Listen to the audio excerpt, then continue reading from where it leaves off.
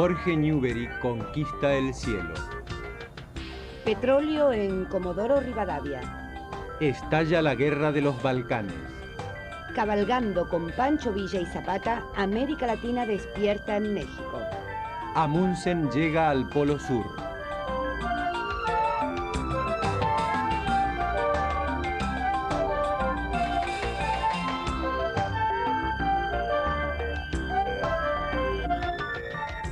El 25 de diciembre de 1907, dos porteños, el acaudalado Aarón Anchorena y el famoso deportista Jorge Newbery, se elevaron a bordo del globo El Pampero.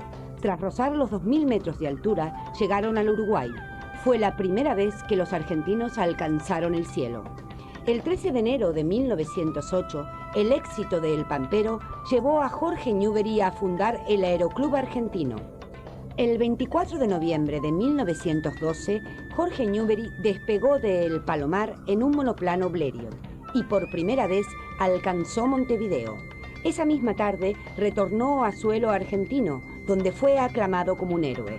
Newbery volvió a conmover al país en 1914 al batir sobre los cielos de Buenos Aires el récord mundial de altura, elevándose hasta 6.150 metros. Mezcla de dandy, caballero y deportista, Newbery se convirtió en un mito. La Argentina ya miraba sin complejos a la Cruz del Sur.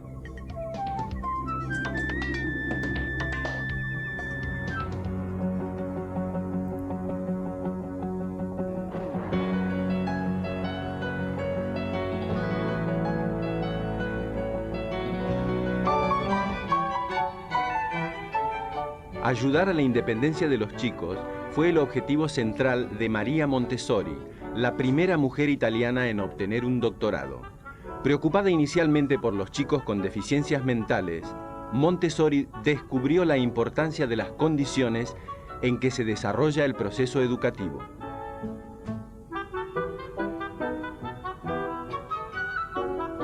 En 1907 asumió la dirección de la Casa dei Bambini, en San Lorenzo, uno de los barrios más pobres de Roma. Ahí eran acogidos los chicos de la calle. En esa experiencia, María Montessori descubrió que las tareas manuales favorecen el aprendizaje. Los escolares, sobre todo los de menor edad, comprendían más el mundo a través de los sentidos que del razonamiento lógico. A partir de esta concepción, la pedagoga desarrolló el llamado Material M. Era una batería de juegos didácticos destinados a que el escolar, mediante un proceso lúdico, desarrolle su capacidad de conocimiento. El material educativo de Montessori obtuvo éxitos asombrosos. Jugando, los chicos aprendían a leer y escribir a la edad de 4 años. El método Montessori alcanzó fama internacional y encontró entusiastas partidarios en los ámbitos pedagógicos de todo el mundo. Todavía hoy sus teorías son reivindicadas por los docentes, sobre todo en el nivel preescolar.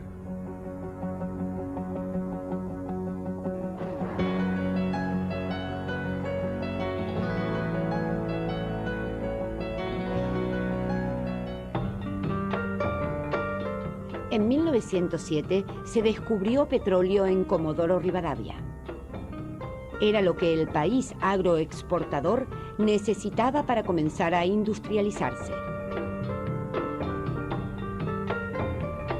Con los años, la voluntad de conseguirlo se traduciría en la creación de YPF, cuya figura emblemática sería sin duda el general Mosconi. Se regula en la Argentina la velocidad máxima para los autos, 14 kilómetros por hora. Un levantamiento campesino en Romaña se salda con 11.000 muertos. En Bengala, los hindúes se rebelan contra los británicos. En China se inaugura el rally automovilístico de 13.000 kilómetros entre Pekín y París.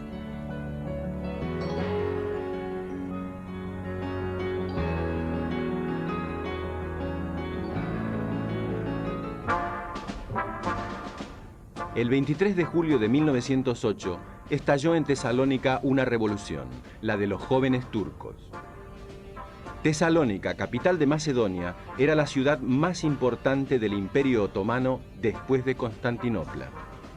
Los jóvenes turcos representantes de una corriente nacionalista del ejército, aspiraban a un imperio moderno y centralista. Pronto amenazaron con ocupar Constantinopla, sede del sultán Abdülhamid II. Exigían la restauración de la Constitución de 1876, abolida en 1878 por el sultán. Durante 3 décadas, Abdülhamid había gobernado despóticamente. Presionado por los jóvenes turcos, el sultán reimplantó la Constitución y el sistema parlamentario.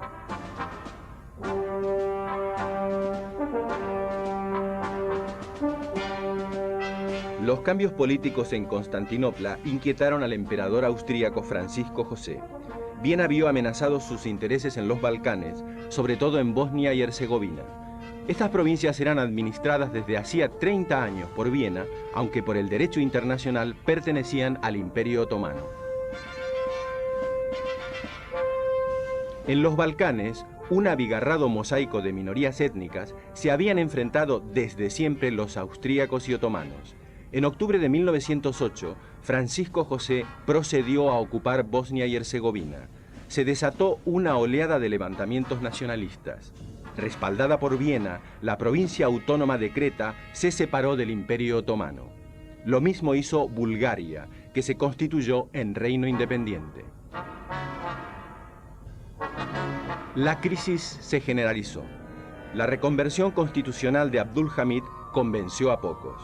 En 1909, los sectores conservadores del ejército dieron un golpe y destituyeron al sultán. Le sucedió su hermano Mehmed V, pero el poder real estaba en manos de los jóvenes turcos. En ellos confiaba la minoría cristiana, hasta entonces despojada de derechos políticos. Sin embargo, los jóvenes turcos, marcadamente nacionalistas, resultaron más intolerantes con las minorías que el régimen anterior. Las reivindicaciones de los armenios, búlgaros y macedonios fueron reprimidas salvajemente. En 9 meses, más de 1,5 millones de armenios fueron exterminados. Sin embargo, la política genocida no afianzó el poder otomano en el sudeste europeo. Al contrario, el viejo imperio de la Media Luna comenzó a desintegrarse.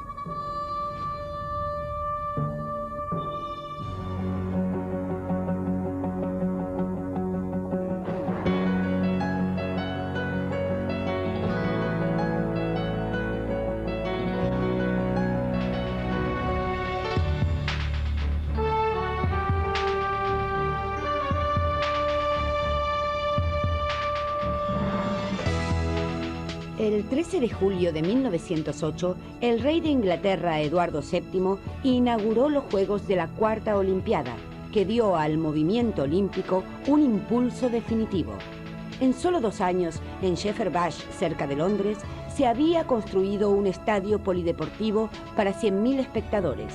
Por primera vez, en la ceremonia inaugural, los equipos nacionales desfilaron detrás de sus respectivas banderas. Un total de 2.035 atletas de 23 países, entre ellos 36 mujeres, compitieron por las 116 medallas de oro.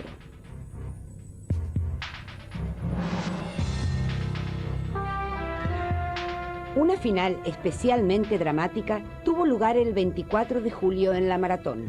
El corredor italiano Dorando Pietri se desplomó pocos metros antes de alcanzar la meta y fue arrastrado hasta la línea de llegada por 2 custodios del recorrido. El jurado le negó la medalla de oro, pero la reina Alejandra le concedió un premio consuelo. El británico Henry Taylor ganó los 444 metros libres de natación y estableció el primer récord mundial en esta especialidad. En waterpolo, tras vencer por 9-2 a Bélgica, Gran Bretaña se alzó con el oro olímpico.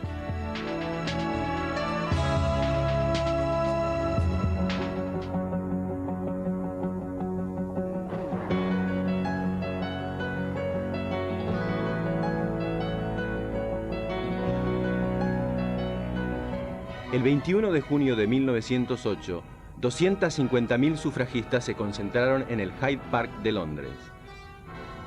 Hasta entonces las mujeres solo tenían derecho al voto en Finlandia, Nueva Zelanda, Australia y en 2 estados norteamericanos. La sociedad británica, aún imbuida del puritanismo victoriano, se conmocionó. Desde mediados del siglo XIX, diversas asociaciones femeninas venían reclamando los derechos civiles, pero todas sus peticiones a la Cámara Baja morían en los cajones.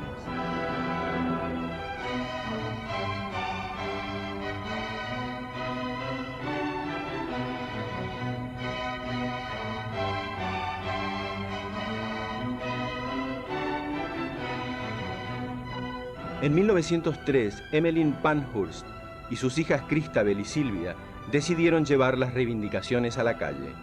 Fundaron en Manchester una asociación radical de sufragistas, la Unión Social y Política de las Mujeres. La asociación se convirtió pronto en una organización de masas que aglutinaba a mujeres de distintos sectores sociales. En 1905, con la llegada de los liberales al gobierno, las sufragistas abrigaron grandes expectativas. Pero la esperanza no les duró mucho. Presionados por los conservadores, los liberales tampoco aprobaron el voto femenino. Emmeline Pankhurst decidió intensificar la lucha. Las sufragistas optaron por la acción directa. Las activistas interrumpían las sesiones de la Cámara Baja, enfrentaban a la policía, apedreaban edificios públicos y provocaban incendios. La organización logró centrar la atención de la opinión pública mundial y su ejemplo fue seguido en otros países. Pero el derecho al voto femenino recién se extendería al terminar la Primera Guerra Mundial.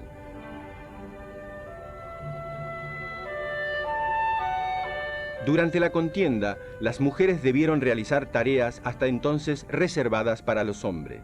Gran Bretaña y otros países europeos no pudieron negarles el derecho al voto. En 1918, las inglesas mayores de 30 años pudieron votar, pero con muchas restricciones. 10 años más tarde, pocas semanas antes de que Emmeline Pankhurst muriera, consiguieron el derecho electoral pleno.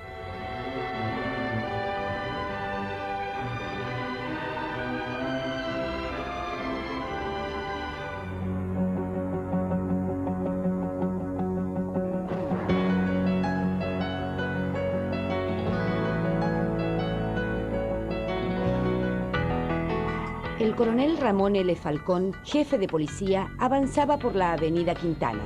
Era el mediodía del 14 de diciembre de 1909. Antes de Callao, alguien se abalanzó sobre su carruaje y le arrojó una bomba. Falcón y su secretario volaron por los aires.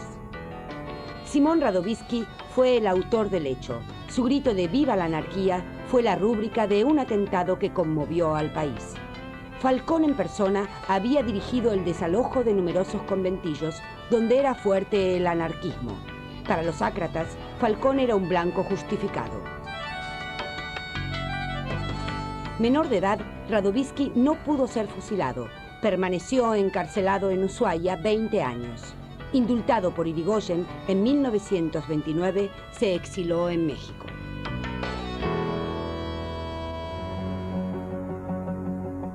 El 10 de junio de 1909, el barco británico Eslavonia emite por primera vez un SOS.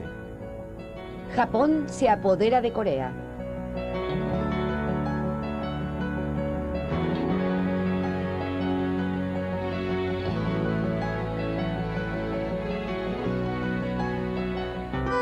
Los granaderos a caballo recordaron viejas hazañas.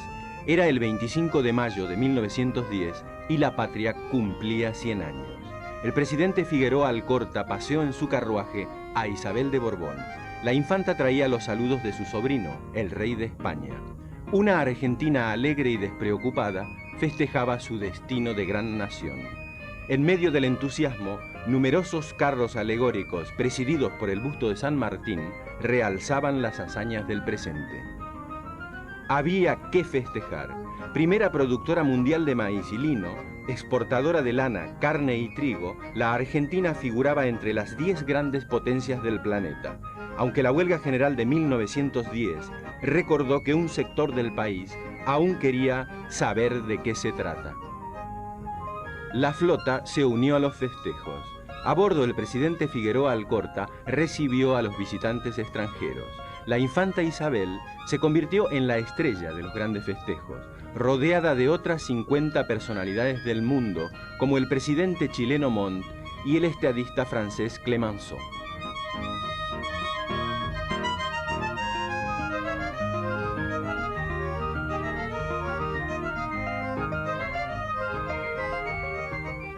La flota realizó maniobras y lanzó incontables salvas, mientras la marinería vivaba encubierta a la patria y la patria nadaba en la abundancia.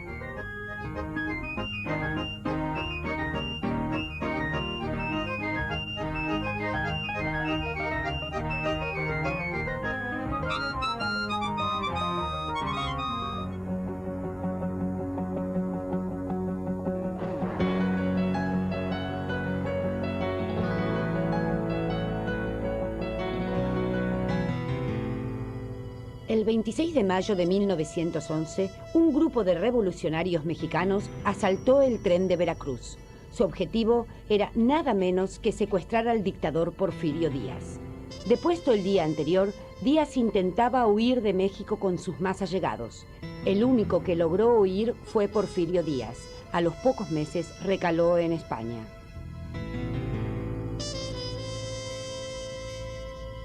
Durante más de 30 años, Díaz había gobernado el país con mano durísima, apoyado por una minoría oligárquica y por Estados Unidos. La expropiación de tierras a las comunidades indígenas y el aplastamiento de todo conato opositor condujeron al surgimiento de grupos revolucionarios armados.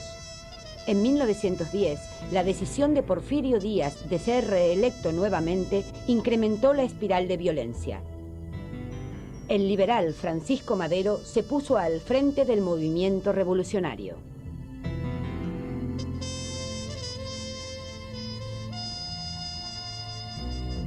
Madero era tan firme partidario de la democracia como vacilante ante los latifundistas que se oponían al reparto de tierras.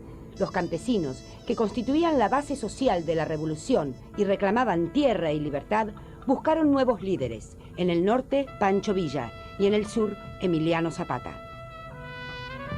Ayudado por Villa y Zapata, Madero logró derrocar a Porfirio Díaz y en 1911 ser elegido presidente. La tranquilidad volvió a México, pero por poco tiempo. La reforma agraria era una promesa que no se cumplía. Decepcionado de Madero, Zapata volvió a alzarse y comenzó a repartir las tierras. El ejército, formado para estar al servicio de los terratenientes, procedió a la represión más sanguinaria. Madero se vio acorralado entre dos fuegos.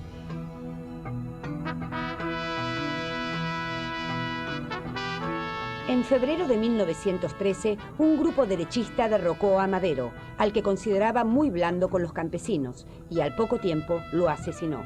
Victoriano Huerta se hizo con el poder e incrementó la represión. Venustiano Carranza ocupó el lugar de Madero, pero asoció con más énfasis las banderas de la democracia y la reforma agraria. En el verano siguiente, los revolucionarios tomaron la Ciudad de México. En 1915, Carranza asumió la presidencia del país.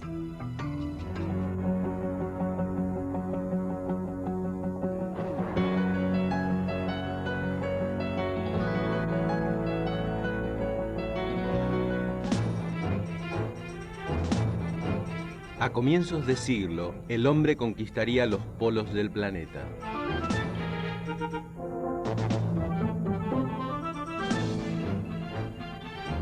En abril de 1906, el hombre llegó por primera vez al Polo Norte.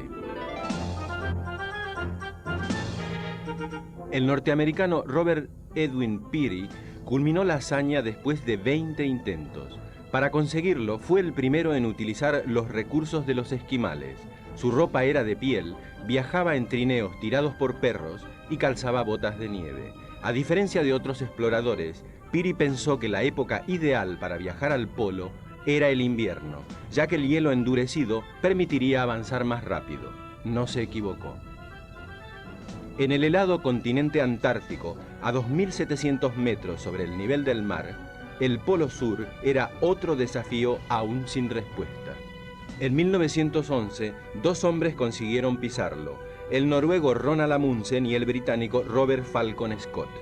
Antes de conseguirlo, Amundsen se había propuesto un objetivo geográfico totalmente opuesto, el Polo Norte, pero el norteamericano Robert Peary le había ganado de mano.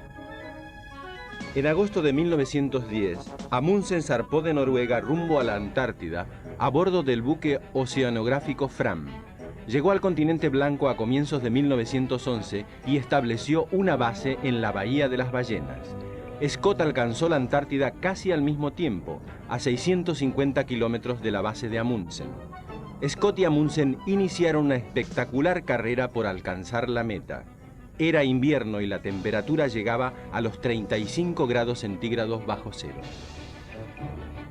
Amundsen salió el 28 de octubre de 1911 en dirección al Polo Sur con 4 hombres, 4 trineos y 42 perros esquimales.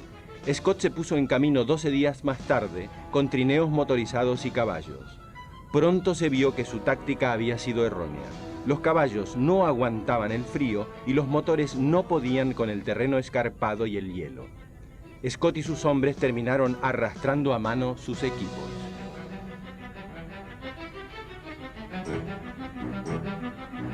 El itinerario de Amundsen pasaba por el glaciar de Axel Heiberg. Este tramo de 3,5 kilómetros fue el más difícil.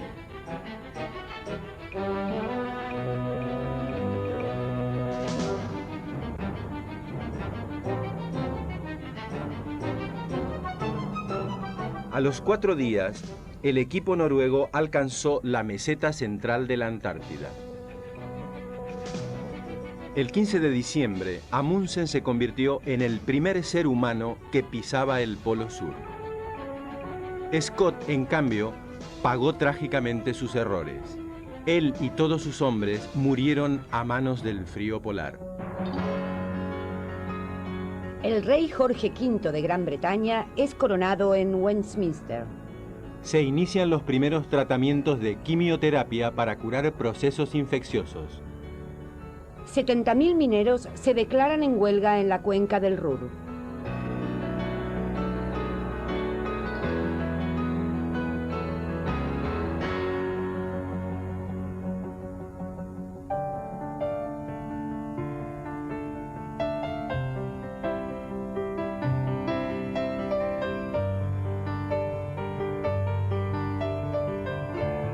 El pintor ruso Vasily Kandinsky provoca la ruptura más radical en la plástica. En 1910 pinta en Múnich la primera acuarela abstracta. Su manera de marcar los contrastes entre densidad y vacío incomodan al público, que solo ve en la tela una geometría alucinante.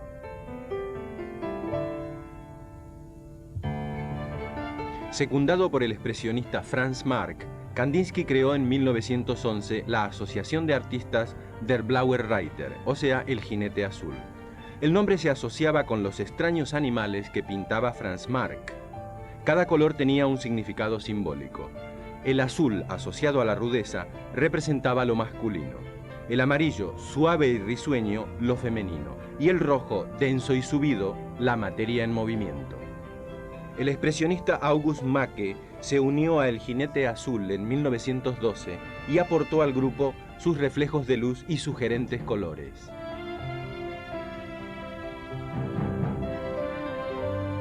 El pintor Marc Chagall, nacido en Rusia, se aventuró por otros senderos.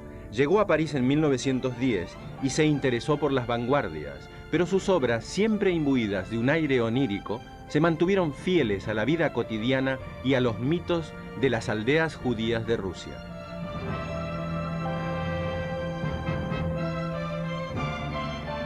Para todos los artistas, la tormenta bélica representaba un duro trance. En su autorretrato de enfermo, Ernst Ludwig Kirchner reflejó el ánimo del individuo ante la maquinaria militar. Fue una premonición. En las trincheras, Kirchner rozaría la alucinación. El ascenso del nazismo lo llevaría luego al suicidio. El 5 de febrero de 1916, en el Cabaret Voltaire, un grupo de poetas y pintores afirmaba: todo el mundo dada. Nacía el dadaísmo.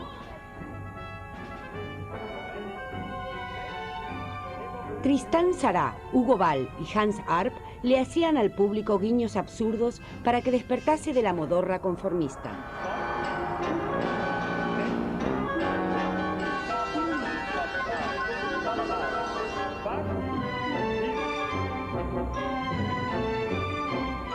El ascenso revolucionario en la Rusia zarista entusiasmó a pintores como Malevich, Katlin y Lisinski, que desde el constructivismo o el suprematismo intentaron participar en el proceso de cambio. Su actividad se reflejó en creativos carteles de agitación revolucionaria.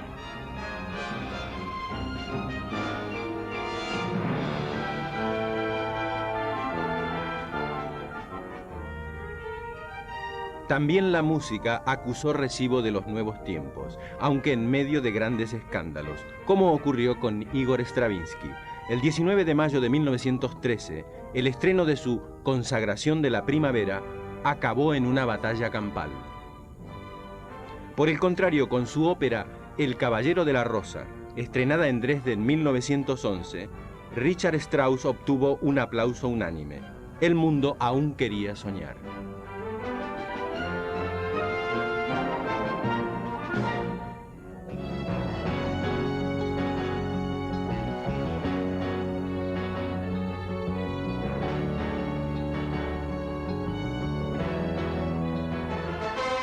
El 10 de abril de 1912, el Titanic, la joya más preciada de la White Star Line, chocó contra un iceberg y se fue a pique.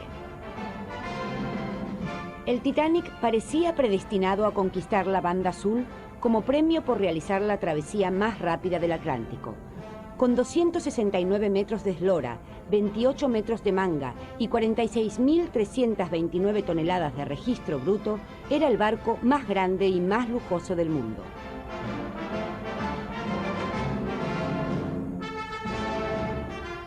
Tenía cabida para 5.000 pasajeros y sistemas de seguridad a prueba de cualquier fatalidad.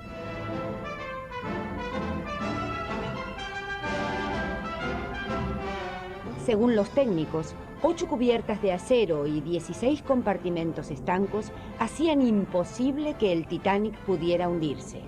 ¿Acaso por eso ni se preocuparon por las medidas de seguridad más obvias? Los botes de salvamento con que contaba el Titanic solo tenían capacidad para 1.000 personas. ¿Qué importaba? A bordo viajaba el doble de pasajeros. Pero el capitán John Edward Smith no dudaba de su barco. Después de 4 días de viaje, ya cerca de Terranova, las señales de alarma advirtieron que en la zona pululaban los icebergs. El capitán, confiado en la potencia del Titanic, no redujo la velocidad de 22 nudos. 20 minutos antes de la medianoche, el Titanic se estremeció. Había chocado con un iceberg. 5 compartimentos estancos se llenaron de agua. En 2 horas y media, el Titanic se fue a pique. Más de 1.500 se hundieron con él. Solo se salvaron 703 personas. Se crea en la Argentina Obras Sanitarias de la Nación. Buenos Aires ya cuenta con un servicio de agua potable.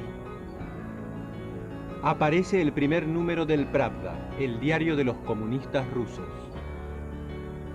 Cadillac fabrica los primeros autos con arranque eléctrico.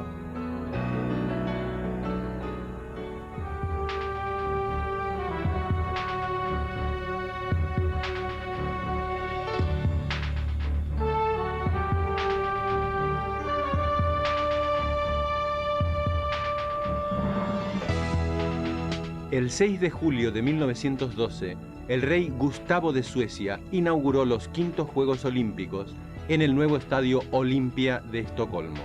Durante 3 semanas, atletas de 26 países compitieron ante más de 30.000 espectadores.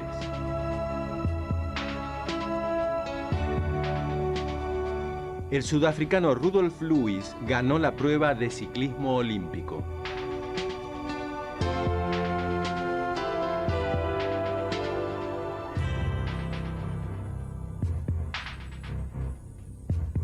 En salto de garrocha, el norteamericano Harry Babcock en un tenso duelo se impuso a su compatriota Marcus Wright con un salto de 3 metros 95 centímetros de altura. El griego Konstantin Tsichiritas ganó ampliamente el salto de longitud.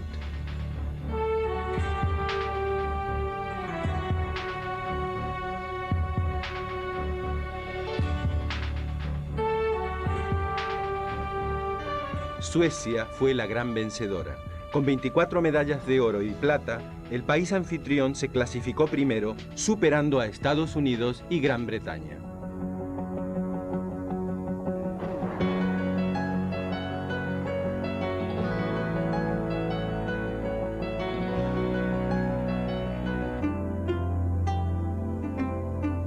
El 7 de diciembre de 1912, el arqueólogo alemán Ludwig Borchardt descubrió en Telelamarna el busto policromado de Nefertiti de tamaño natural.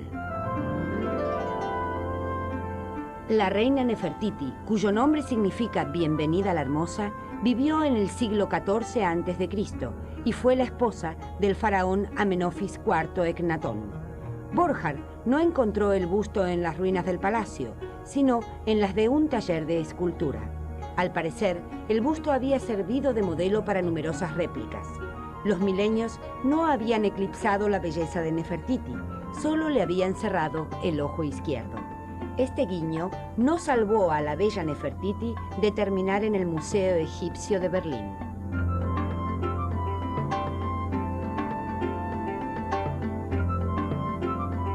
También terminó en Berlín la puerta babilónica de Ishtar, aunque el arqueólogo alemán Robert Caldewey la había encontrado en las cercanías del río Tigris, en Irak.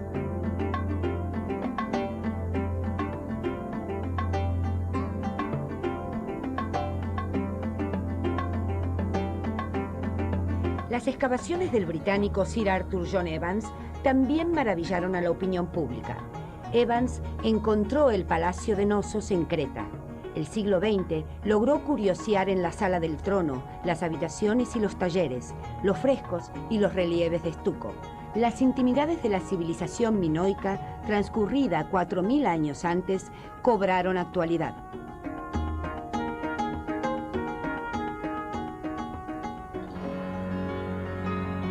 Estados Unidos invade a Nicaragua. Roma bombardea Beirut y estalla el conflicto entre Italia y el Imperio Otomano.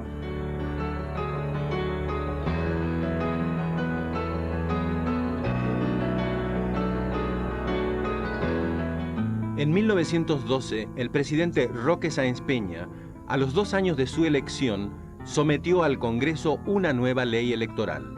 En el Congreso la discusión fue muy ardua, porque los sectores conservadores, herederos del roquismo, se oponían a democratizar el poder. Finalmente, la ya llamada Ley Sáenz Peña resultó aprobada. El establecimiento del voto universal, obligatorio y secreto, confirmaba que la Argentina avanzaba hacia la democracia. Pese a las imperfecciones, como que se votase en plena calle, la reforma electoral ampliaba la ciudadanía, garantizaba su expresión y aseguraba el respeto de las minorías y el control de la gestión gubernamental. La mayoría de los inmigrantes siguió sin nacionalizarse y los varones adultos que no votaban eran tanto o más que los votantes. De todos modos, el país entero sintió que entraba en una nueva etapa de su historia. Los partidos políticos adquirieron mayor sentido y las urnas se consagraron como herramienta de cambio.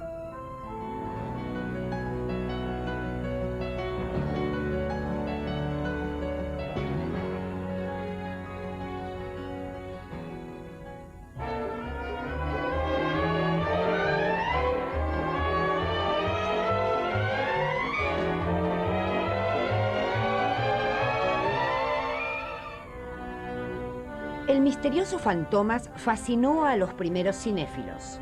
Mezcla de caballero y delincuente, su identidad permaneció siempre desconocida.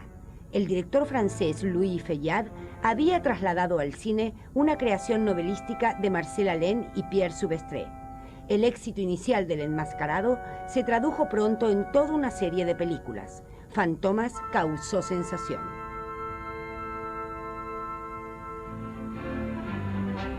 Con un desborde de 18.000 extras, el norteamericano David Griffith triunfó con El nacimiento de una nación. Una técnica revolucionaria de montaje le permitió unir los detalles, los primeros planos y los enfoques panorámicos. Las décadas siguientes del cine serían deudoras de este nuevo sistema de montaje.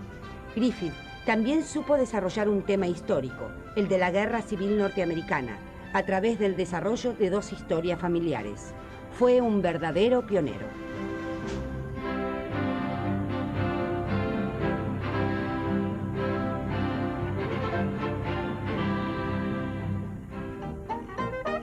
A pesar de consagrarse en los años 20, Charlie Chaplin popularizó ya entre 1917 y 1919 su entrañable Vagabundo. Eterno perdedor, Carlitos supo sortear los golpes de la vida con humor y ternura, ingredientes que lo convertirían en una de las figuras señeras del cine.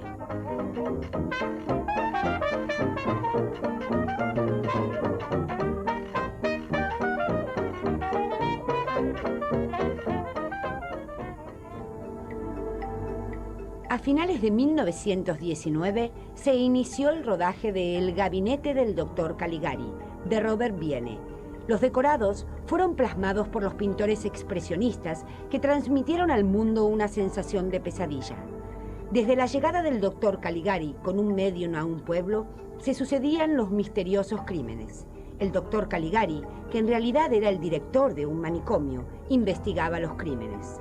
De este modo, con una mezcla de escenas argumentales y marginales, la película plasmaba una alegoría de la realidad. Las reacciones fueron muy diversas, pero nadie salía indiferente de la sala después de verla.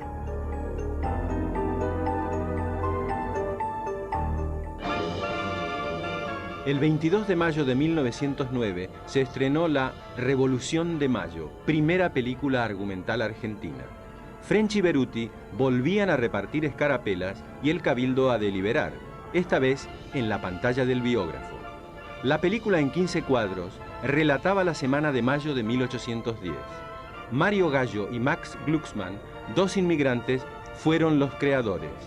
El diseño modernista del cartelón final confirmaba que la Belle Époque reinaba en el país. Amalia fue el primer largometraje argumental argentino. Fue producida por Max Glucksmann y dirigida por Enrique García Belloso.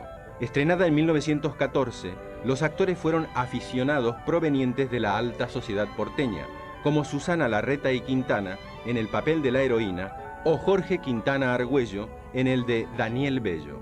La filmación de la película, basada en la célebre novela de José Mármol, se realizó en interiores y también en plena calle.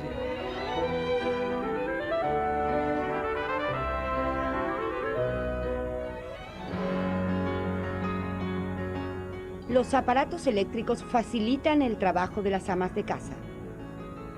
Se construye en Nueva York la Central Station, la mayor estación ferroviaria del mundo. El 1 de diciembre de 1913 se inaugura en Buenos Aires el primer subterráneo. El subte porteño iba desde Plaza de Mayo a Plaza 11, por debajo de Avenida de Mayo y Rivadavia.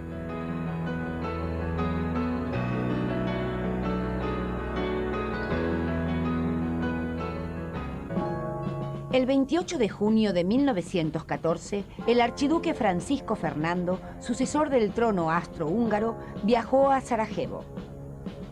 Durante el traslado en auto por la ciudad, el vehículo se detuvo. Fue la oportunidad para Gavrilo Princip, un nacionalista serbio que sacó el arma y disparó. Francisco Fernando y su esposa se desplomaron. El asesinato del archiduque encendió la mecha de una contienda que la euforia inicial llamaría la Gran Guerra.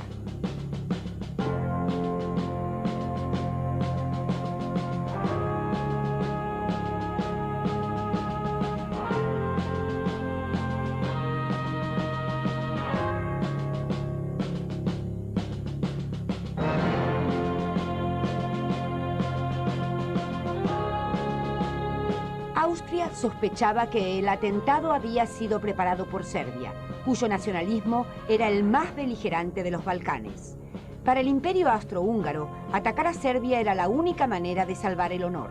Había un solo inconveniente: Serbia estaba bajo la protección de Rusia. Para la aventura, Viena se alió con Berlín, eterna rival de Moscú. El Kaiser Guillermo II, apoyado por el canciller von Bethmann-Hollweg, se puso a disposición de Austria. Alemania tenía sus propios planes. Le interesaba que Rusia interfiriese en el conflicto. El Segundo Reich incluso incitó a Viena para que atacase a Serbia.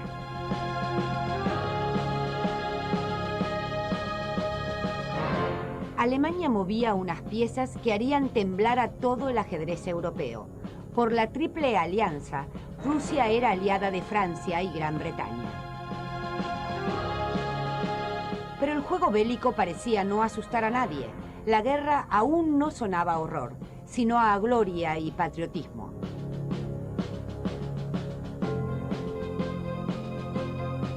El escritor alemán Thomas Mann no pudo disuadir la euforia germana. Bertrand Russell, Romain Rolland y Karl Kraus tampoco lo lograron. El 23 de julio, Viena envió un ultimátum a Serbia. Austria planteaba su derecho a perseguir a los asesinos en territorio serbio. Esta condición era inaceptable para un Estado soberano. Para evitar la guerra, Serbia aceptó parcialmente el ultimátum. Austria rompió las relaciones diplomáticas con Serbia y movilizó sus ejércitos. Gran Bretaña quiso interceder, pero sus gestiones fracasaron. El 28 de julio, Viena declaró la guerra a Serbia. Rusia movilizó sus tropas. Alemania hizo lo mismo. El 1 de agosto, el Segundo Reich declaró la guerra a Rusia. 2 días más tarde, en carácter preventivo, declaró la guerra a París. El 4 de agosto, Alemania invadió el territorio neutral de Bélgica y se acercó peligrosamente a Francia. Gran Bretaña entró entonces en el conflicto. Las tropas alemanas se enfilaron hacia París. El avance alemán se detuvo en el Marne. Pronto las divisiones germanas y aliadas se vieron combatiendo en un frente de 700 kilómetros de largo, nada menos que desde Suiza hasta la costa belga. La guerra era un hecho.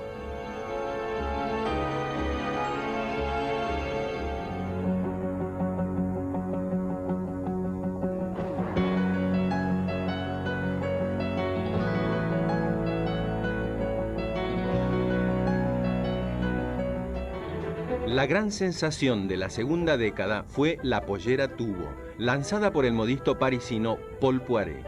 Era una pollera de corte recto hasta la pantorrilla, donde se estrechaba con un entalle. Esta línea obligaba a las mujeres a caminar con pasitos cortos e insinuaba atrevidamente las curvas femeninas. En 1911, la pollera pantalón lanzada por el mismo Poiret ofreció a las damas más libertad de movimiento. Pero estos vestidos largos con perneras muy anchas no llegaron a imponerse. Por su parte, la moda tango de misterioso halo porteño permitía a las mujeres otras osadías, escotes pronunciados, sensuales plumas y polleras con un corte que dejaba pispear algunas tentaciones. En Alemania, los defensores de la moral exigían romper con la decadencia francesa. Los aires bélicos imponían la reafirmación patriótica de productos nacionales como el lino y el estambre y de líneas más severas, más teutonas. El modelo elegido para las valquirias fue una pollera ancha sostenida por 2 o 3 enaguas. Su largo, solo hasta las pantorrillas, no se debía a falta de pudor, sino al ahorro de tela que exigía la nación. En todos los países se volvió difícil conseguir vestidos nuevos. Bajo la consigna de ropa vieja, moda nueva, las mujeres se las ingeniaron para llenar las carencias de la retaguardia con mucha imaginación.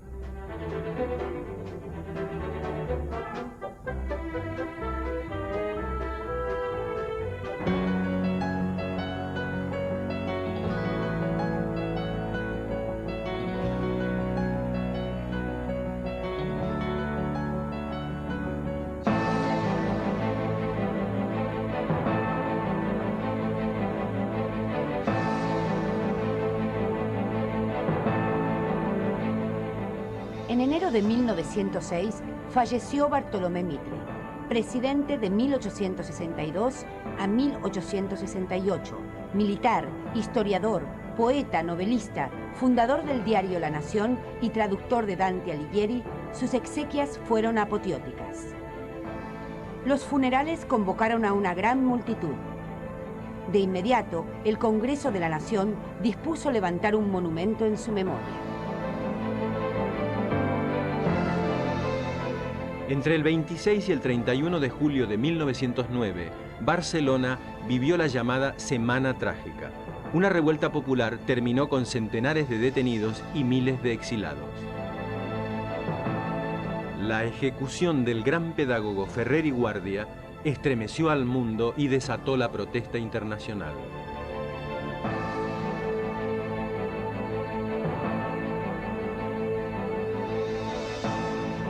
El detonante del levantamiento fue la llamada a filas de los reservistas para Marruecos. La guerra colonial en el norte de África le resultaba totalmente ajena a la población civil.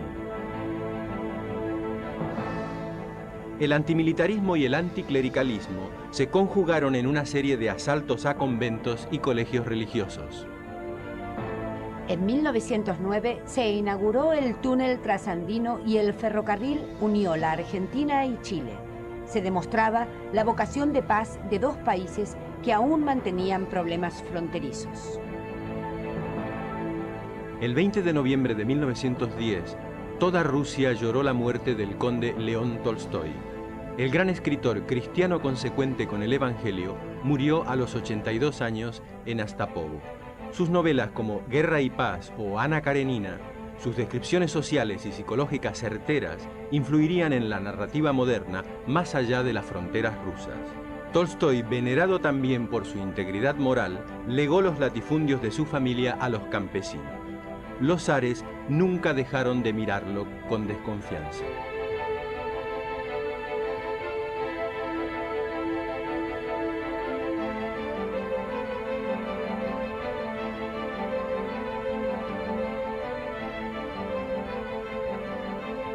El 12 de febrero de 1912, China cerró un largo capítulo de 2000 años. Su emperador fue destituido.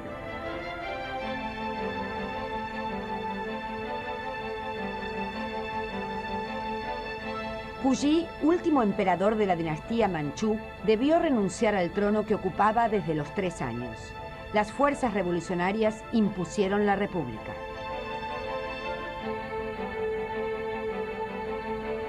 Yuan Shikai, el anterior primer ministro imperial, fue elegido el 15 de febrero presidente de la nueva república, relevando al presidente Sun Yat-sen, líder del movimiento republicano. En el verano de 1912, la muerte del emperador Meiji Tenno Mutsuhito marcó el fin de una era. Mutsuhito había asumido el trono a los 14 años y lo dejaba vacante a los 59. Entretanto, el Japón, siguiendo el ejemplo prusiano, se había convertido en una potencia moderna. Su poderío militar no permitía dudar de ello.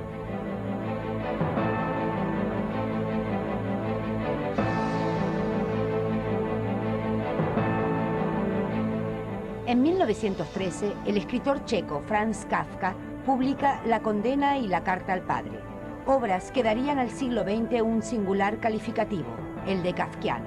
En 1915, su metamorfosis justificaría aún más esta calificación. El siglo, que naciera arropado con bellas promesas, podía, como el personaje kafkiano, volverse repulsivo.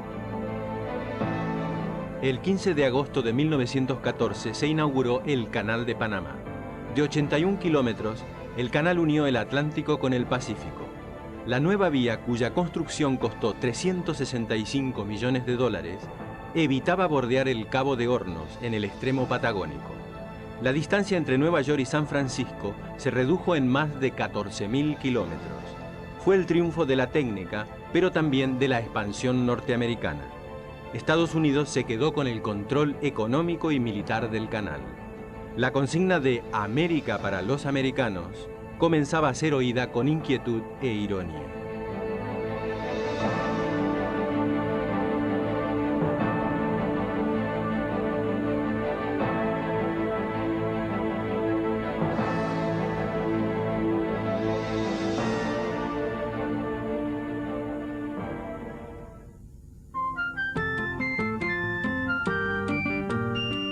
De Sarajevo a la Primera Guerra Mundial.